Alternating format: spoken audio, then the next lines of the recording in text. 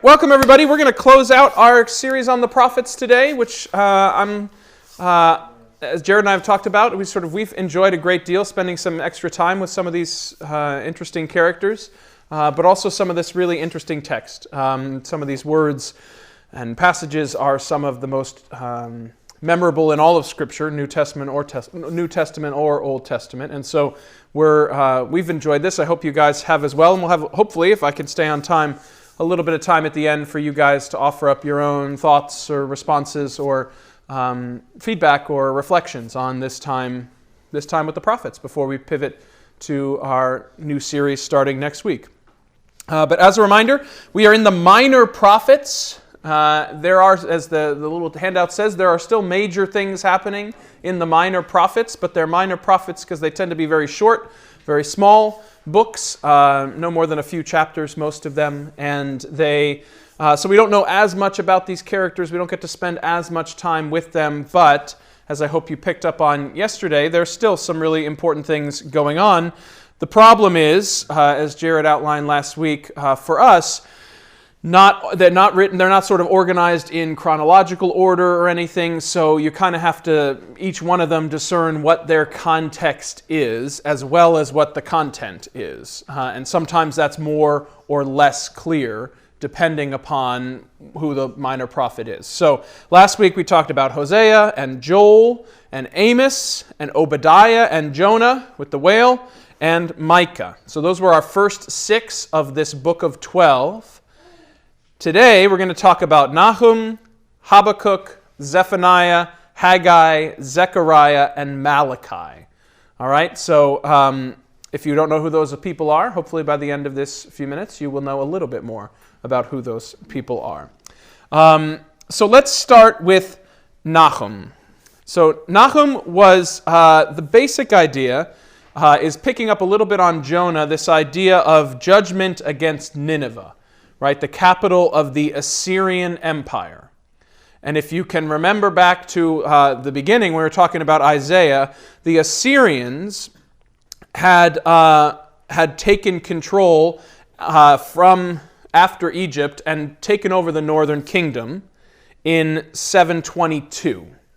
So 722 BC, the Assyrians take the top half and most of the land of Israel, leaving only the people of Judah in and around Jerusalem.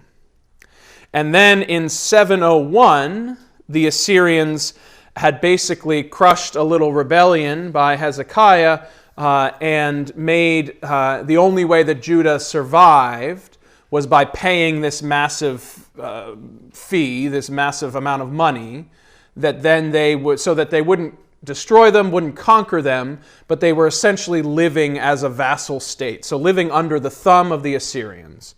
So the Judeans, the people living in Judah and in around Jerusalem, are not a free people at this point, around 700 BC. All right, so that's where we are, 700 BC. This is before the exile. Exile isn't in the picture yet. Exile is the Babylonians. That happens next. So for about 75 years, they've been living in this sort of oppressive regime under the thumb of the Assyrians, who Nineveh is about where current-day Mosul is in Iraq, so sort of northern Iraq in that area. So that's sort of where they're based, but they're coming west, okay? So we have indications from the context of Nahum's book that he's writing basically right at the end of the Assyrian Empire's hold on them, but before it actually falls. Before Nineveh actually falls to the Babylonians. So that puts it about sort of 622 to 612, sort of a 10-year window they're looking at here. And he is, and they can do that for a number of reasons I won't get into within the book itself, but that's a pretty narrow window, not quite as narrow as we'll get in some of the other minor prophets, which we can date even more specifically. But 622 to 612 BC, basically, Judah has been under the thumb of the Assyrians for like 75 years, and they're getting tired of it. So Nahum is not, it's almost an, you guys know what an imprecatory psalm is? One of those psalms that you sometimes cut out the verses from because they're so aggressively anti whoever the enemy is. So may the dogs lick up the blood of my enemies. May they dash their babies' heads against the rocks, things like that. So an imprecatory psalm. Nahum's 3 chapters are almost kind of like an imprecatory psalm. They are strong and they are vicious against Nineveh, not against Judah. So remember, the prophets sometimes are preaching to their own people and saying, you guys got to shape up and do better, and other times preaching against the people outside and saying, you guys are evil, you're the evil empire, we need to do better, you're the ones who are causing all these problems, God's going to smite you, etc. So Nahum falls into that camp, the sort of imprecatory chapters, not focused on Judah's sins or condemning them for the past or their behavior, more focused on some very strong language about the destruction of Nineveh. So talking about the judgment directed towards the Assyrians and the salvation that will be restored to the Israelites. So I'm going to read a little bit from just the opening, the beginning, the first, 5 or 10 verses here of the opening of Nahum, which give you an idea of sort of both of those elements, the judgment and the salvation, okay? An oracle concerning Nineveh, the book of the vision of Nahum of El-Kosh, positioning who this is here. A jealous and avenging God is the Lord. The Lord is avenging and wrathful. The Lord takes vengeance on his adversaries and rages against his enemies. The Lord is slow to anger, but great in power, and the Lord will by no means clear the guilty. His way is in whirlwind and storm, and the clouds are the dust of his feet. He rebukes the sea and makes it dry, and he dries up all the rivers. Bashan and Carmel wither, and the bloom of Lebanon fades. The mountains quake before him, and the hills melt. The earth heaves before him, the world and all who live in it. Who can stand before his indignation? Who can endure the heat of his anger? His wrath is poured out like fire, and by him the rocks are broken in pieces. The Lord is good, a stronghold on the day of trouble. He protects those who take refuge in him, even in a rushing flood. He will make a full end of his adversaries and will pursue his enemies into darkness. Why do you plot against the Lord? He will make an end. No adversary will rise up twice. So you can hear that in there, this sort of grand language about how strong and vengeful the Lord is. And if you're one of his enemies, watch out. The enemies very clearly in this context, the Ninevites. And then he says, but the Lord is good, and he protects those who take refuge in him, the Israelites. Right? So he's setting up that dichotomy.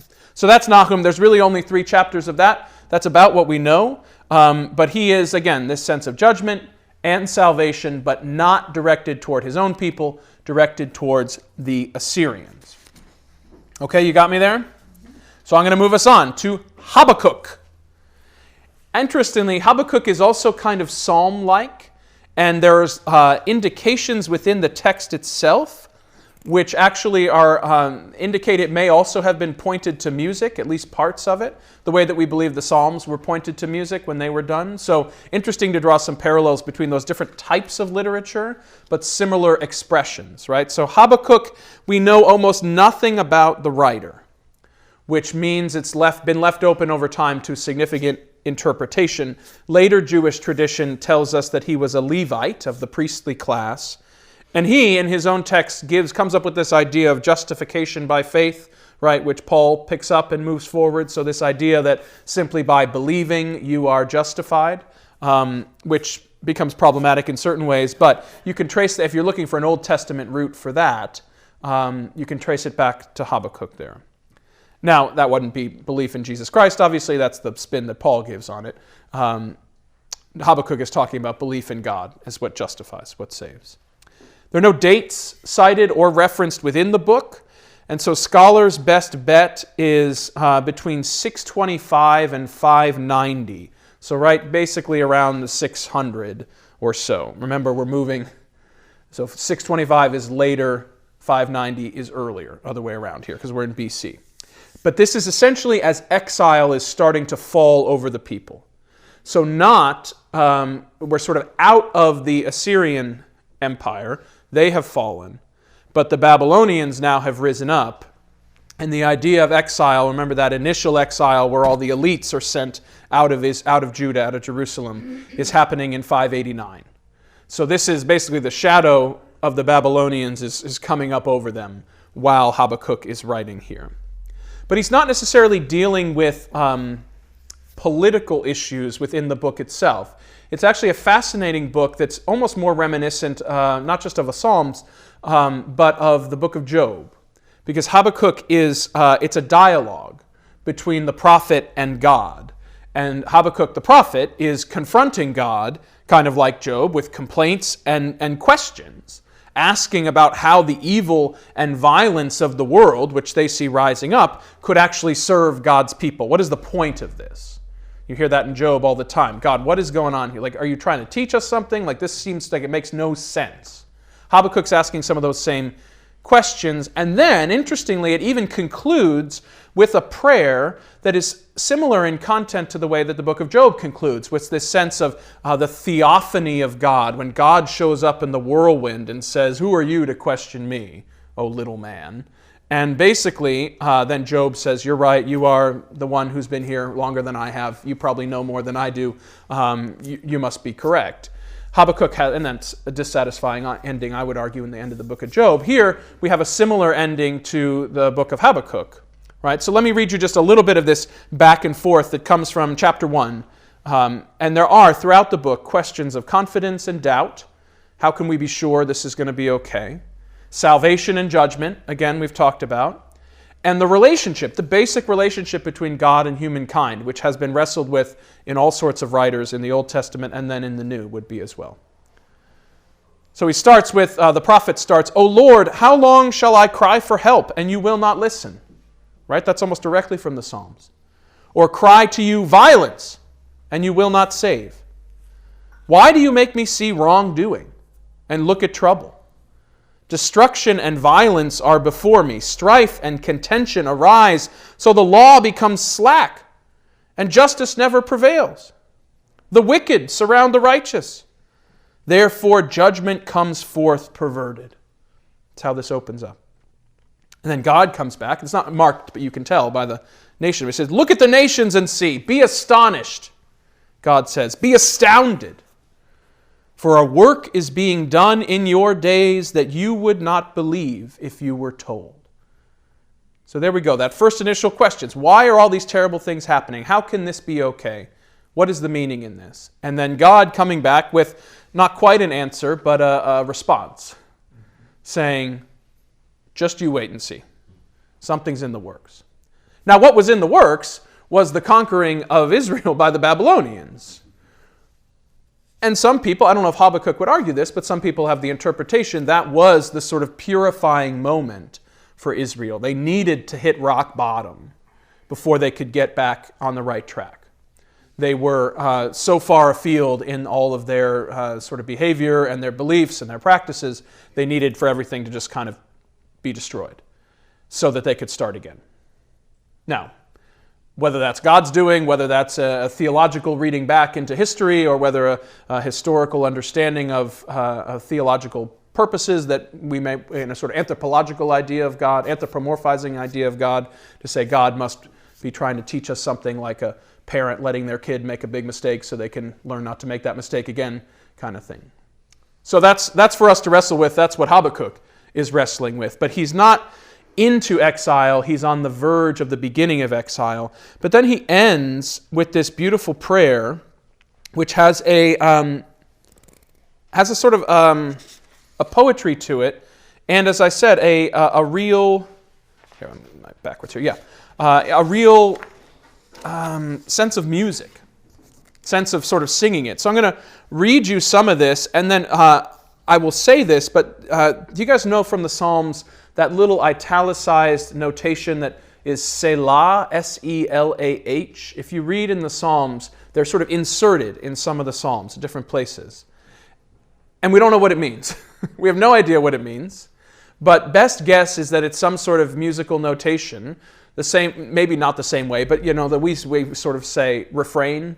you teach someone a refrain, and then you have the verse, and then you put in parentheses refrain, so you sing something again. It may be something like that. It may be a notation about of like sort of musical type, like a sort of a chant setting or something to say that's this one that goes like this. So we don't know exactly, but that's in here, in this prophetic book, in this final prayer, which I think is a rather interesting connection between those poetic books and these prophetic books. Again, the lines between those, as we saw in Jonah and things, are not necessarily quite so delineated as we might think. So here's how it goes. O Lord, I have heard of your renown, and I stand in awe, O Lord, of your work. In our own time, revive it. In our own time, make it known. In wrath, may you remember mercy. His glory covered the heavens, and the earth was full of his praise. The brightness was like the sun. Rays come forth from his hand, where his power lay hidden. Selah. You split the earth with rivers. The mountains saw you and writhed. A torrent of water swept by. The deep gave forth its voice. The sun raised high its hands. The moon stood still in its exalted place at the light of your arrows speeding by, at the gleam of your flashing spear. Selah. It goes on from there and then concludes, to the leader with stringed instruments. So there's, again, a little like rubric, a little notation there at the end. So you can hear some of this. And do you hear in some of this language, there are some psalms. You think of Psalm 19, the heavens declare the glory of God, and the firmament shows his handiwork. His glory covered the heavens, and the earth was full of his praise. The brightness was like the sun, etc., etc. So you see the connections between those, which I think are quite interesting. Chris, did you have a question? Yeah, just a comment. My Jewish pastor once told me the word Selah means stop and meditate on it. Okay, that's another interpretation. That's good. So pause here. Yeah, that's interesting. So yeah, everyone has some ideas about what this might mean. We don't know exactly, but it is there, and we don't quite know what to do with it. And interesting to us that here it is in one of these little prophetic books as well. And you get this notation, which you also get in the Psalms, of to the leader, to the king, with stringed instruments or with the harp or something like that. So a fascinating development there, if you ask me. All right, so that is Habakkuk, this dialogue between God and the prophet, which concludes in this sung poetic prayer of God's glory and sort of just renown and just the wonder of it all in the created order more than anything else. All right? Habakkuk. Zephaniah. Zephaniah was probably from a prominent family, prophesying in a time of much corruption in Judah, early in the reign of King Josiah. All right, so we're going backwards from where we just were, back into the 600s, sort of the mid-600s. And Josiah was eventually one of the few upstanding and moral leaders in Judah. There's a big reform in behavior and activity that comes under Josiah, but he was made king at age 8. And he didn't start reforming until 18, at least. So there's a window in there where things were still bad and he hadn't corrected them there yet, and that's probably where Zephaniah was working, because, so let's call it 640 to 630. So right in the heart of the 600s there. And he, rather than like when Nahum's focusing on the Ninevites and the Assyrians and talking about how terrible they are, Zephaniah is looking at Judah, looking internally, and saying, again, like one of those prophets saying, you guys got to shape up. You got to do it better. Think of some of Isaiah. Think of some of Jeremiah as well. So he's calling out corruption and injustice that is rampant in Judah in this time. And like he said, he sounds like Isaiah, telling people that they better shape up or things are going to go badly, right? And they end up going badly. But he ends up using this idea that comes out of Isaiah, and some people would try to draw a connection, even though it's tenuous, between Zephaniah and whatever the school of Isaiah was. Remember, Isaiah 1, 2, 3 had similar content that was developed over multiple generations going across. But he continues this idea, Zephaniah does, of the day of the Lord. Right, this day of judgment when everything is going to be, come to fruition. Either you're going to be in the good side or the bad side. Decisions are going to be made. It's going to be scary. You better be ready. Okay, So he says, the great day of the Lord is near, near and hastening fast. The sound of the day of the Lord is bitter. The warrior cries aloud there. That day will be a day of wrath, a day of distress and anguish, a day of ruin and devastation, a day of darkness and gloom, a day of clouds and thick darkness, a day of trumpet blast and battle cry against the fortified cities and against the lofty battlements. I will bring such distress upon people that they shall walk like the blind, because they have sinned against the Lord. Their blood shall be poured out like dust, and their flesh like dung. Yeah. That's just the beginning. Yeah. So, rather than focused externally, focused internally, but you can hear some of this strong language is not unknown to us from some of these earlier prophets, the bigger prophets, talking to Judah about the ways in which their behavior, their beliefs and practices have gone astray, and the consequences that may come from that. But Zephaniah, as strong as that opening was, is not devoid of promise and hope. And that hope for him comes from the idea of a just remnant. If you've read the New Testament and you've read the letters of Paul, you've heard of this holy remnant. This is where Paul, I think, gets that idea, right? This idea that not everyone is going to go bad. And there's going to be a few, a mighty few, who are sort of called to carry on the tradition rightly, but everyone else is going to be sort of burned away like the chaff, okay? So there will be judgment on everyone, but there'll still be this sort of seed that will come back and they will return to fortune. And Zephaniah, as strong as the judgment is, includes that sense of hope, of religious renewal and possibility there. Interestingly, if him to be prophesying early in the reign of Josiah, Josiah becomes one of those people who develops changes within Israel, or within Judah, that would possibly, or he was hoping, bring about a change of fortune, not just of behavior, but of ultimately of consequence as well.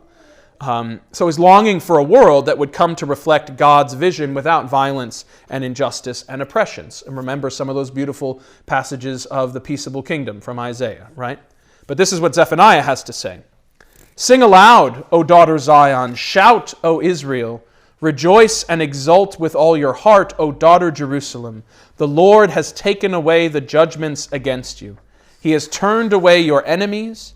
The King of Israel, the Lord, is in your midst. You shall fear disaster no more. On that day it shall be said to Jerusalem, do not fear, O Zion. Do not let your hands grow weak. The Lord your God is in your midst, a warrior who gives victory. He will rejoice over you with gladness. He will renew you in his love. He will exult over you with loud singing as on a day of festival. Note the change in person here. I will remove disaster from you so that you will not bear reproach for it. I will deal with all your oppressors at that time, and I will save the lame and gather the outcast, and I will change their shame into praise and renown in all the earth. At that time I will bring you home, at the time when I gather you. For I will make you renowned and praised among all the peoples of the earth when I restore your fortunes before your eyes, says the Lord. You hear echoes of Isaiah in here? Some of this talk about the return, the possibility, the promise. Do you also hear this kind of language starting to be, as we get into these later prophets and these minor prophets, or actually throughout the prophets, the articulation of themes and ideas that are picked up in the New Testament as well, that become affixed to Jesus, but the same idea of salvation, restoration, the one who's going to come. God is in your midst. All these bad things will go away. All these good things will come. This is, again, calling on those same things. So even though Zephaniah never attained the status of the more prominent books that are working with these same themes, like Isaiah, like Amos, like parts of Ezekiel, there's some really good stuff in there, some really interesting stuff in a sort of condensed form for that same idea that we've been seeing, that same theme played out over and over again. So that's Zephaniah. Don't sleep on Zephaniah there. George, did you have a question? Yes, I had one question. Kind of jumping around now. Yeah. But just talk about the remnant. Yeah. I've always been a little confused. Is the people who made up the remnant from Isaiah and Zephaniah, were they the people who went into exile, or were they the people who stayed behind in Judah through no fault? In either case, it's through no fault of their own. They were. Right. So who makes up the remnant?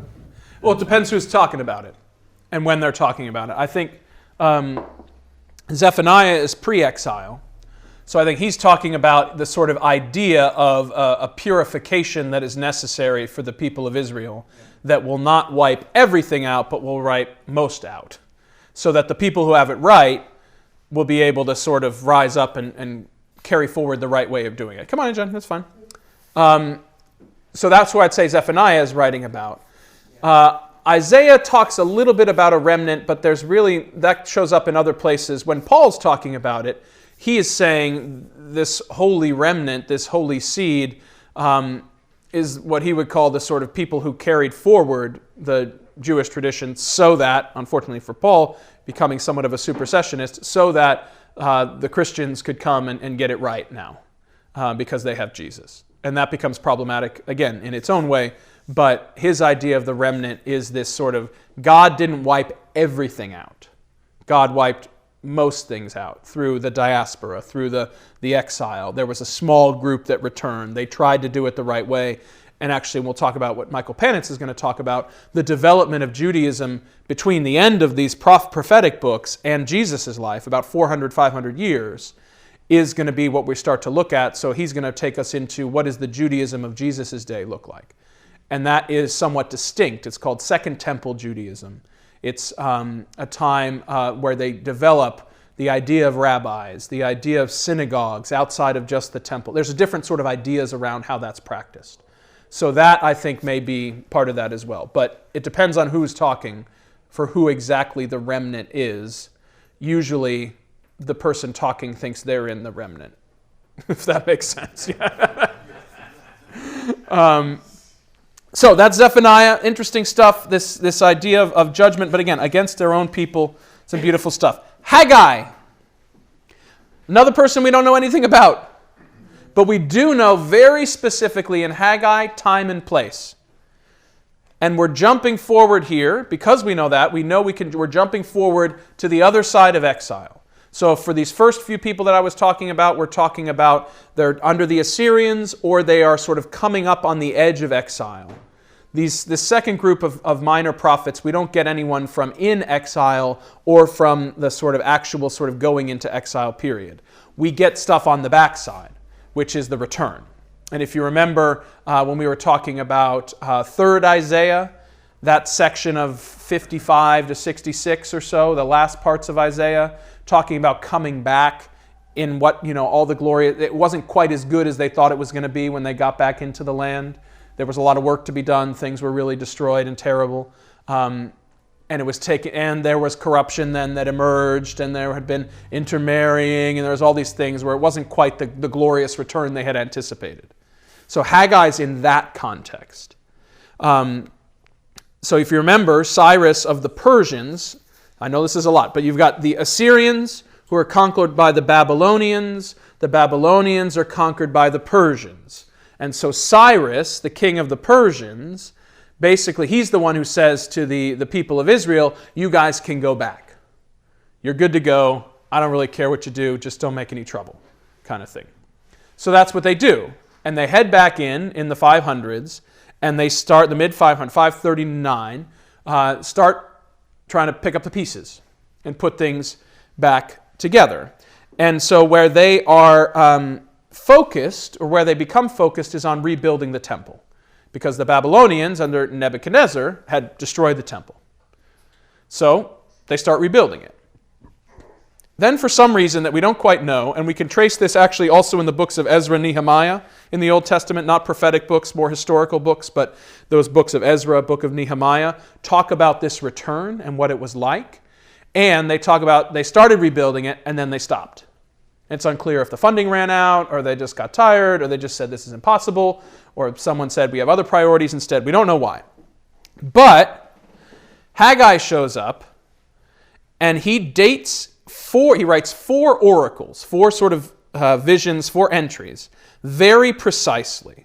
and very clearly at the head of each of these 4 entries. So we know literally that he was prophesying from mid-August to mid-December of 520 BC. So like a 4-month window. At the end of 520.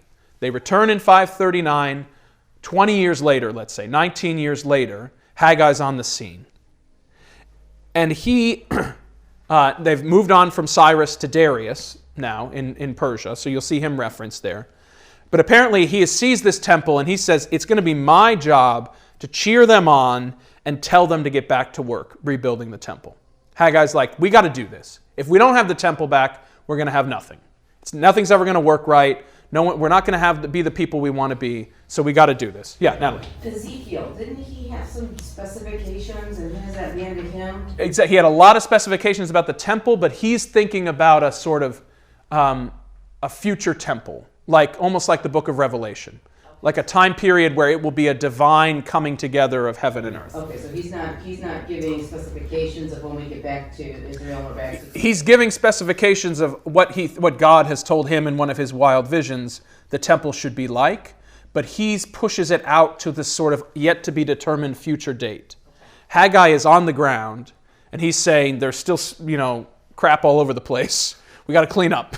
We got to get this thing rebuilt. And so he does. He says, we got to do it, guys. Let's go. And he becomes the cheerleader for that to tell them to get back to work, because the temple, if the temple is not rebuilt, Jerusalem will never be back, is basically what he's saying. We will rebuild, right? So note, interestingly, the sort of practical centrality of the temple, but we've also talked in our other prophets about the theological significance of the temple for this very reason. It becomes emblematic of the people of Israel and their worship as well as their common life. When they have the temple, God is with them. Without the temple, where is God? We don't know. So let's just read. I'm going to read you one of the opening oracles here so you can hear a little bit from Haggai.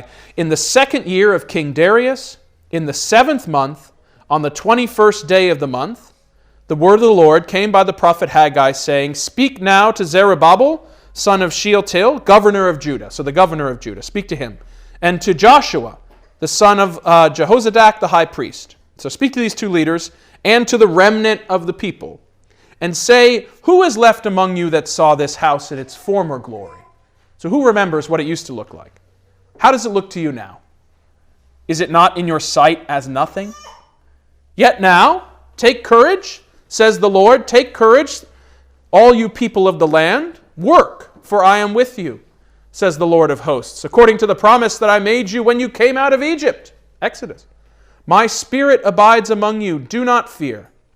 For thus says the Lord of hosts, once again, in a little while, I will shake the heavens and the earth and the sea and the dry land, and I will shake all the nations, so that the treasure of all nations shall come, and I will fill this house with splendor, says the Lord of hosts. The latter splendor of this house shall be greater than the former, and in this place I will give prosperity, says the Lord of hosts. So can you hear how he sort of says, guys, this is nowhere near what it used to be like. But God says, if you rebuild it, I will fill it with prosperity in various forms. Monetary prosperity, people, all that. So that's sort of his speech to cheer them on. And his 4 oracles stretch those few months when he went from exhorting the governor and the high priest to get back to work to actually, it seems in the last oracle, they listened to him. So one of the few prophets people listen to, right? So they actually do that. And they had enough of it to consecrate it, even though the temple itself was not finished until 516, 515. But think about that. This is the temple, right? And it is meh when he shows up in 520. Within 5 years, they had rebuilt the thing. So there's a remarkable sort of impact that Haggai has here, and others as well, trying to do this. But that is the window in which they are rebuilding the temple, 520 to 515. And that's when we get Second Temple Judaism. That's the second temple around. And that begins then 500 years up until Christ. That is the temple. Now, later, there's another destruction of Jerusalem. So when you go to Jerusalem now and you see the Wailing Wall and things like that, that is a remnant of this temple from 500 BC, not from the first temple. That had all been destroyed. Right? I know, Ed, I know you've been there. Has anyone else been there to see those or touch the wall or anything? Yeah, Robin, you went with them. Good. And the reason this is important is because this rebuilt temple, Haggai argues, would herald the beginning of a messianic age. And so the idea of the Messiah being percolating in these various prophets, that sort of future leader who will restore the fortunes, not just rebuild the temple, but restore the fortunes of the people of Israel, is talked to almost directly within this, as well as these other books. All right, Zechariah. Zechariah has two authors. It's like Zechariah 1, Zechariah 2, like Isaiah 1, Isaiah 2, Isaiah 3. First Zechariah, chapters 1 through 8, are a list of visions and oracles that run from, and we can tell, 520 to 518. So still in this rebuilding period, and that's post-exile. Interestingly, Zechariah is translated as the one who remembers. So he's also, like Haggai, trying to get them to rebuild the temple after stopping. Haggai's arguing, do it so you'll receive the divine blessings that'll flow to you once the temple is rebuilt.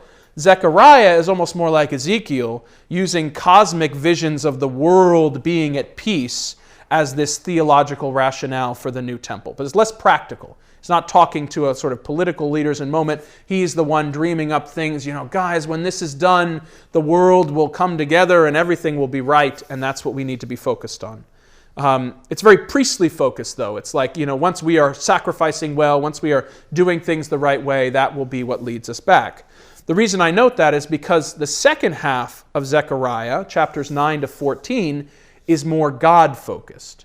God is the one who's going to restore the fortunes, not the priests and the people doing things the right way. So second Zechariah comes from a more peripheral point of view, perhaps disillusioned with the priestly elite, who can blame them? They won't be the ones to fix things and create the just society that God promised.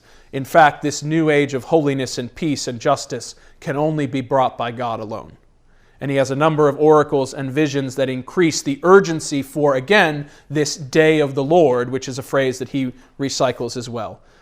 So those number of visions are probably compiled over decades, culminating in chapter 14, which is an early style apocalyptic literature. Do you remember when we talked about Daniel and that apocalyptic literature that becomes its own form, which is that sort of day of the Lord, everything is destroyed so that something new can come?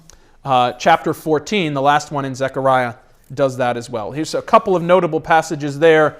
Rejoice greatly, O daughter Zion. Shout aloud, O daughter Jerusalem. Those of you who know the Messiah know this. Lo, your king also comes to you, triumphant and victorious is he, humble and riding on a donkey, on a colt, the foal of a donkey. So when we get to Palm Sunday in a few weeks, when they're pulling that, say, oh, Jesus is riding on a donkey, a colt, the foal of the donkey. They're pulling here from Zechariah. And then later on, and I will pour out a spirit of compassion and supplication on the house of David and the inhabitants of Jerusalem, so that when they look on the one whom they have pierced, they shall mourn for him as one mourns for an only child, and weep bitterly over him as one weeps for a firstborn. Does that ring any bells for anybody there? So that's Zechariah. Malachi, I know we're pressing here, but we're going to get through it here. Last book of the Old Testament. Must have been written after the temple had been rededicated in 516 BC, once it was done, which means after Haggai, after Zechariah. So we're moving closer and closer to zero here. The sacrificial worship in the temple had fallen into disorder, unfortunately, and the people were intermarrying, which Malachi was very upset about, as was Nehemiah in the Old Testament as well. So probably written shortly before Nehemiah returned in 445 BC. So we're talking about late 400s here. So first half of the 400s. So from 500 to 450, let's call it. Malachi was probably an insider, a priest who believed deeply in the temple, in proper worship, and in payments to obtain blessing. So he's not an outsider like 2nd Zechariah, thinking that it's not the religious order that's going to save us, it's actually God himself. There's not much info about Malachi as an individual. In fact, even the name just means my messenger, which may be a pseudonym for just a sort of general role that he sees himself playing. But here are the two messages Malachi was going to deliver. One, God is displeased with the lack of piety in the people using the new temple. Got the new temple, that's great. You're doing it wrong, is basically what he's saying. And message number two, God is going to send a messenger to reunite and purify Israel before the long-expected day of the Lord. Another prophet using that idea.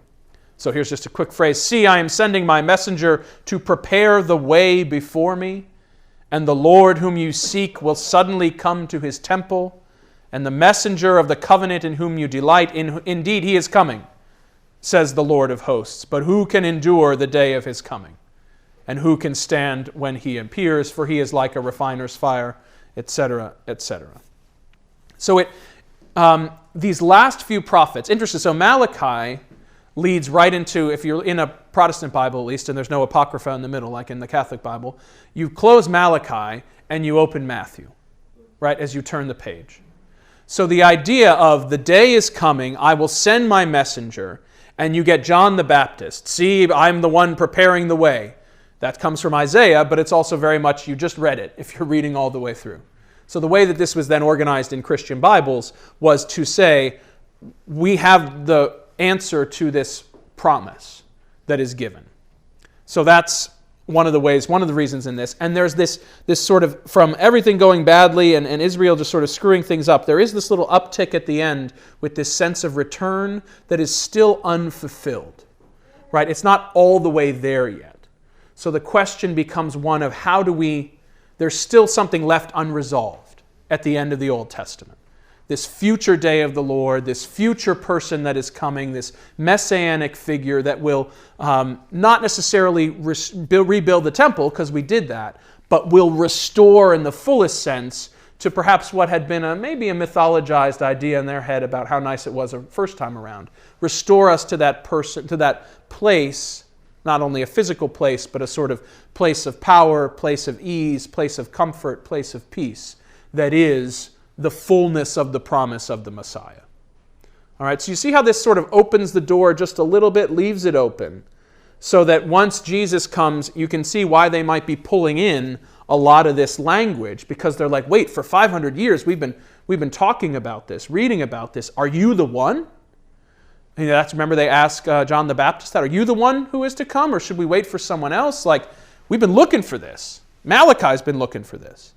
And Malachi himself ends with this very eschatological note, this end of times note, and the expectation of that messenger.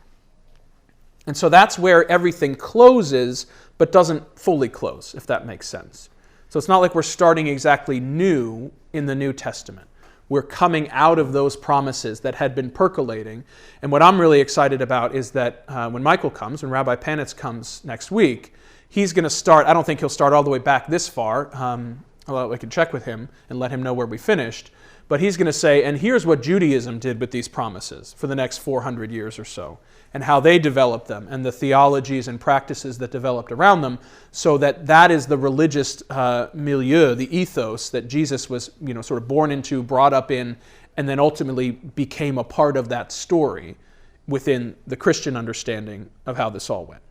Does that make sense? You see the connections between those as well, and how we're getting later and closer and up to those times as well. So a word about the conclusion here.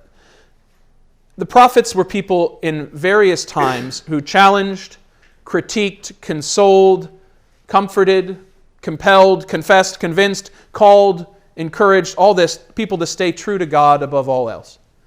And they spoke out when things were going astray, and they spoke out in vivid language and visions. They suffered consequences for it. And people rarely listened to them, but sometimes they did. But they were also as well, and not just people of judgment, and that's sort of what they get caricatured as. A prophet is sort of someone who's wagging their finger saying, you guys are doing it the wrong way. They were also ones to remind people of the glory of God's promises and how to look forward with hope and expectation to those promises being fulfilled.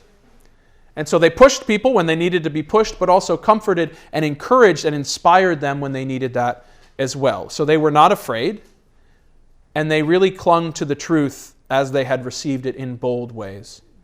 And that coming messianic age was still yet to be fulfilled, but they had no less belief in it actually being fulfilled. Which again, I think is one of the reasons that the prophetic books become some of the main ones we see pulled into the New Testament as well.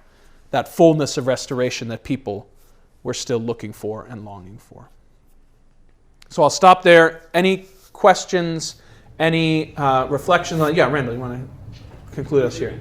The words you just ended with, that people were looking for and longing for, and I pray that there's a question in here somewhere. That's fine. Living in where we live right now in the New Testament and on this side, I get the overwhelming, I know I have an individual, a communal, even a global responsibility for our faith. Yeah. But as I read the Old Testament, as we go through this, I always feel like you didn't stand a chance, because I feel like it was birthright, my land. Yeah. We're a unit. We move as a unit into sin and out of sin. Do you Yeah. think there was a lot of individuality or even attempt at conversion? Or were you just like, nope, I'm of this land and you're of that land? I think the idea of the sort of conversion or coming into the faith was not nearly as applicable. That'd be a great question from Rabbi Panitz when he gets here. Sort of how did they grow the faith? What was their idea of how this should happen? I do think, yes, there's very much this idea of the people are Israel, and their fortunes rise and fall as a people. Some of the prophets start to get into, it's based upon your individual behavior, so if you all are good, things will go well, and if you're all bad, it won't. But they rise and fall as a people. And so I would say sort of Christianity, and then Protestantism within Christianity, becomes hyper-focused on the individual and their life of faith, their salvation. I think we overcorrected. And so there's this sense of, I think that the lives of the success, the righteousness of our lives as individuals, I would argue, needs to be the way in which they benefit the community, not the way in which they benefit ourselves. So I think the communal aspect needs to be recovered, but I also think there is individual responsibility that is a part of that, and the individual responsibility is measured by what it does for the community. Do my actions build up or break down the community, very simply put? And so that is, but there'll be some pastors or priests who would stand up here and say, it's about whether you're going to heaven and whether your salvation is assured. And if that is true, then that is your main concern. I would disagree with that. Yeah. Yeah, go ahead. So are there other prophets who just never made it into the book? Yes, that's another great question for Rabbi Panitz. He would know more about the Old Testament extra-canonical ones. There are a number of apocryphal books. I don't know whether you'd count them all as prophets. Some of them, yes, but there are other types of writings that were written after the New Testament canon, or Old Testament canon closed, after they said, okay, we're gone to print. There's more that come and are sort of collected, but they are not included in what we would call the scriptures. And so they call those part of the Apocrypha. So that's why in Catholic Bibles, and even in some Hebrew scriptures, you'll have a section outside of all these books that is on those things. Other questions or thoughts? Have people enjoyed getting to know the prophets a little bit here?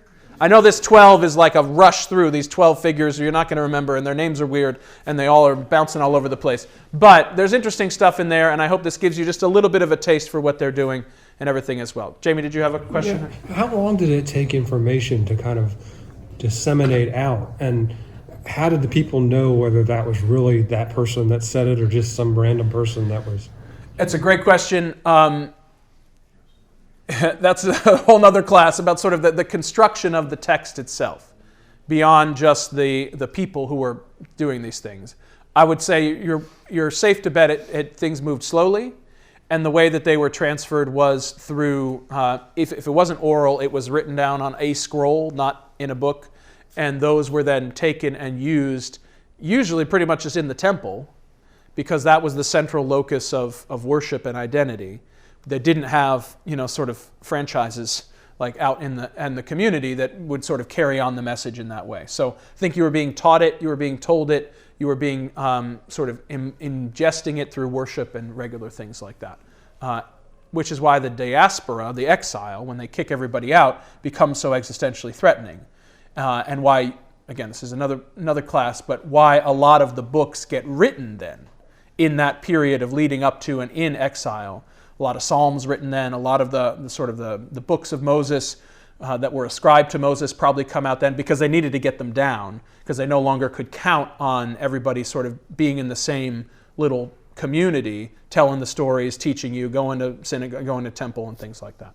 So it's a complicated but fascinating history in its own right. Yes, Keith. I was curious about a question that came up in an earlier class about modern day prophets. Yeah. Is there value in thinking about that to help us understand the 12? I think the role of prophet, yes. I mean, if you listen to some of those things, people who are willing to challenge the status quo, who are willing to speak truth both to internally and to people in power, people who are willing to stand up and suffer consequences for their words, people who are trying to stay true to the message of God's revelation as they received it. And yes, can that swing into some pretty weird places? Yes. But I think there's also some people who are calling out for justice and equality and fairness and rightness and things like that, and that our behavior matters in the ultimate sense. I think there are plenty of people who are talking like that deserve our attention and who are probably suffering the same kind of ostracization and maybe oppression or not that we see some of the prophets suffering. Well, thank you guys. Come back next week. We're really going to kind of pick this up and move this forward. We'll see you very soon. And thank you for all your attention to the prophets here. We're looking forward to talking more. Thank you.